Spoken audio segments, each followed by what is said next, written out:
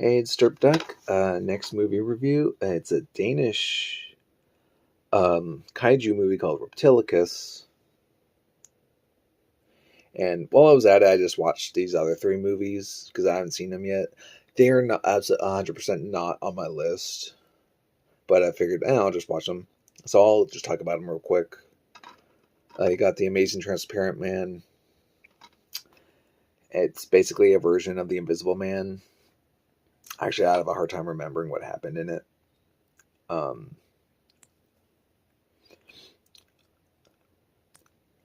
was entertaining, like cheesy science fiction movie, thriller. I'm hard pressed to remember what actually happened in it, though. I was actually kind of had played it in the background since it was actually an American movie, so it was in English. So I could actually just listen to it while I played a video game. I think I got too involved in my video game to really process what happened. I got the main bits, but it's kind of my fault. But I remember it was entertaining sounding, but it didn't. I don't think there was anything in it that, because some of these other movies, like I was also listening to while playing a video game, and I was able to like process everything that happened or most of it, and I can actually like tell you more about him in this Transparent Man, like one ear out the other. So I can't really give a good conclusive review on that.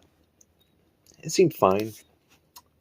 The Neanderthal Man, there's a Transparent Man. The Neanderthal Man is doing these experiments about evolution.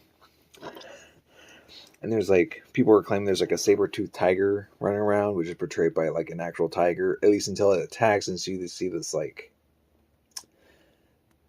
POV shot of the victim, and you see like a weird like stuffed saber-toothed tiger coming at him.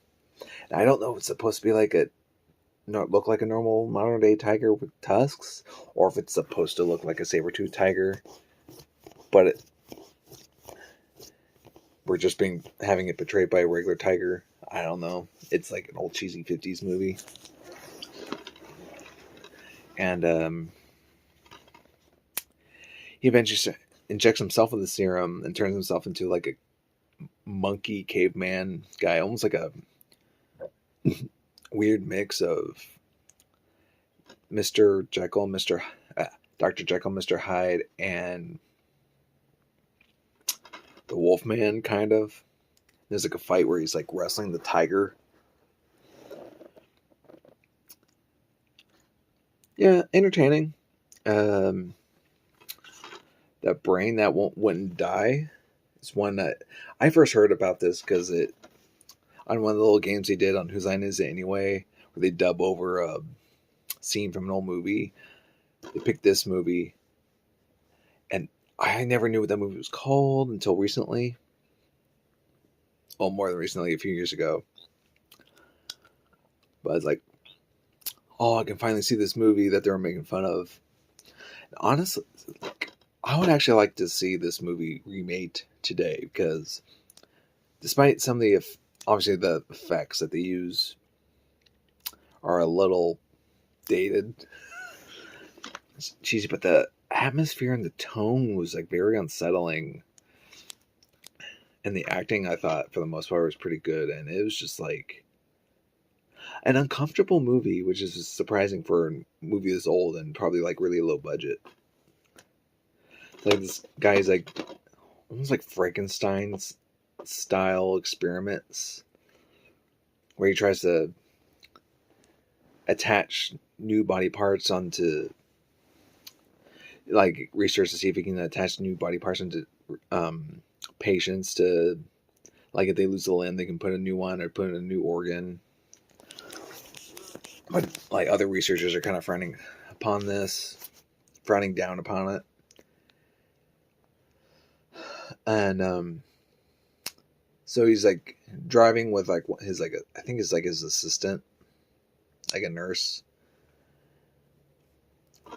and they're in a car crash. It was not planned. Like, he didn't plan this. It was legitimately like he was driving too fast around a curve and crashed. He managed to survive it. She did not, and they did not show the body, what it looked like, but you can tell like it was probably just mangled beyond repair. And he went in and he kind of grabbed the head and kind of, as you can see, it's like flowing fluid through it to keep her alive, and it's trying to find her like another body to attach to, and she's like not wanting any of it. And there's like this like monster thing behind the door that apparently he's been doing like unethical experiments for quite a while. He has like another assistant that works at his house in his basement that's like really loyal to him, but like he was kind of like a failed experiment. Like he tried grafting like another arm or hand onto him and it didn't work out well, and it kind of his arm withered and died.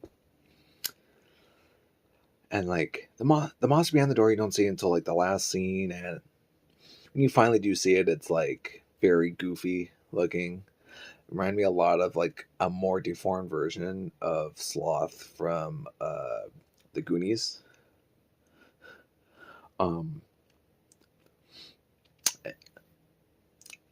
Yeah, honestly, it was actually a surprisingly good movie. I actually would like to see someone remake this movie with like more modern production value, because I think it can do like the story more justice.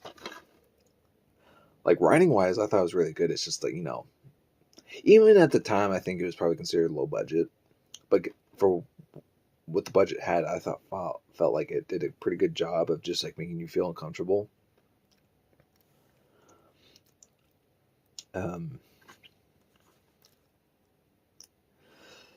for the movie that's actually on my list, it's Reptilicus, Danish kaiju movie,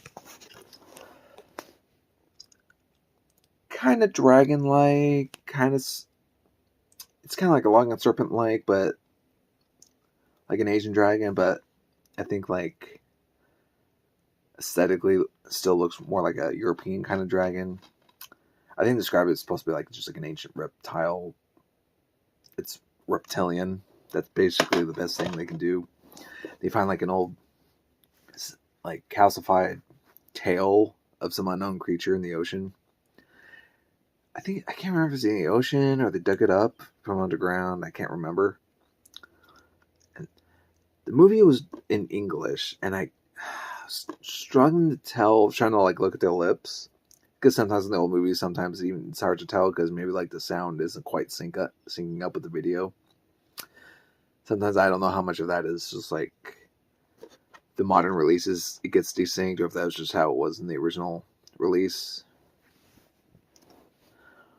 But I tried to look at the lips and see if like the words were matching the mouths, and I didn't look this up or anything, so I don't know for sure. It seemed like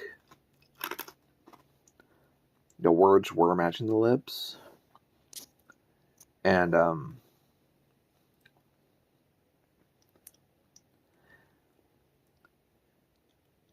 so maybe like I think it was a co-production between a Danish studio and an American studio. So even though it was made in Denmark, I can tell like the set, like the miniature sets for the buildings, it looked very Europe-y. So I think it was filmed in Denmark, or somewhere in Europe, but like filmed in English to appeal to an American audience. It's probably one of those. I could be wrong. Maybe it could just have been dubbed and it was just hard to tell. But yeah, eventually like they kept trying. They realized they had the tail in the freezer because they were trying to research it and stuff. But somehow the power got turned off for it, or it got cut out. And so the main scientist got really upset.